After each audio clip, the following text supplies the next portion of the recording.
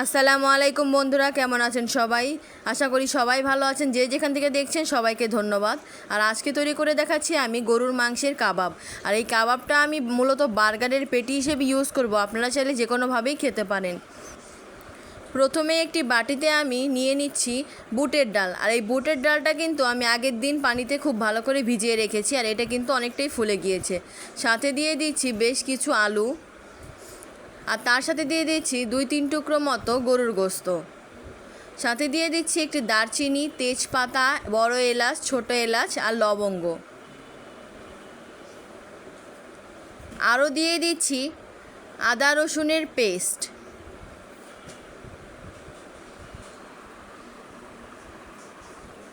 পরিমাণ মতো মরিচের গুঁড়া, আর দেব পরিমাণ মতো হলুদের গুঁড়া, আর পরিমাণ মতো লবণ।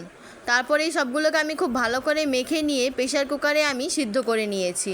তারপর একটি শিলনোড়ার সাহায্যে এগুলোকে আমি খুব ভালো করে মিহি করে বেটে নিব।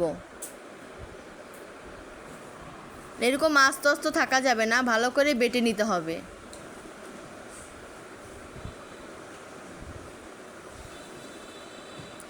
দেখতেই পাচ্ছেন বাটাটা কিন্তু প্রায় কমপ্লিট হয়ে গিয়েছে। ঠিক এই রকমই হবে টেক্সচারটা।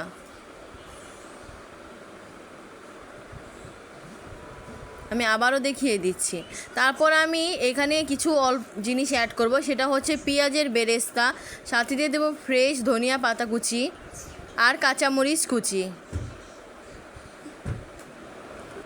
সাথে দিয়ে দিচ্ছি ব্রেড ক্রাম্ব।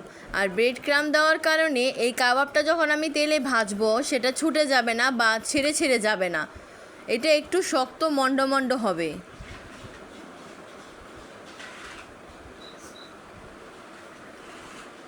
তারপর খুব ভালো করে হাতের সাহায্যে এটাকে খুব ভালো করে মিশিয়ে নিতে হবে। সাথে দিয়ে দিচ্ছি ভাজা জিরার গুঁড়া। তারপর এগুলোকে আমি গোল গোল করে শেপ দিয়ে নেব। আপনারা চাইলে যে কোনো শেপই দিয়ে নিতে পারেন, আমি এখানে গোল করে দিচ্ছি।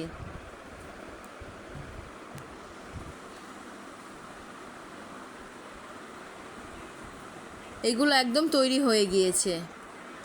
দেখতেই পাচ্ছেন আমি কিন্তু খুব বেশি মোটাও করিনি আর পাতলাও করিনি, মিডিয়াম সাইজে রেখেছি। সাথে নিয়ে নিচ্ছি একটি ডিম, আর ডিমটাকে আমি খুব ভালো করে ফেটিয়ে নিচ্ছি।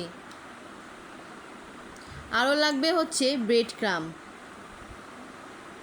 আর এই ব্রেড ক্রাম্বটা কিন্তু আমি বাসায় তৈরি করেছি, আপনারা চাইলে বাইরে থেকে কিনেও নিতে পারেন। তারপর কাবাবগুলোকে আমি ডিমের মধ্যে লাগিয়ে ব্রেড ক্রাম্ব দিয়ে খুব ভালো করে কোট করে নিচ্ছি আর রেখে দিচ্ছি কিছুক্ষণের জন্য। তৈরি হয়ে গেছে কিন্তু আমাদের র কাবাব। চাইলে আপনারা এভাবেও সংরক্ষণ করতে পারেন বেশ কিছুদিন। তারপর একটি প্যানে আমি তেল দিয়ে নিচ্ছি। তেলটা গরম হলেই আমি কাবাবগুলোকে খুব ভালো করে ভেজে নেব।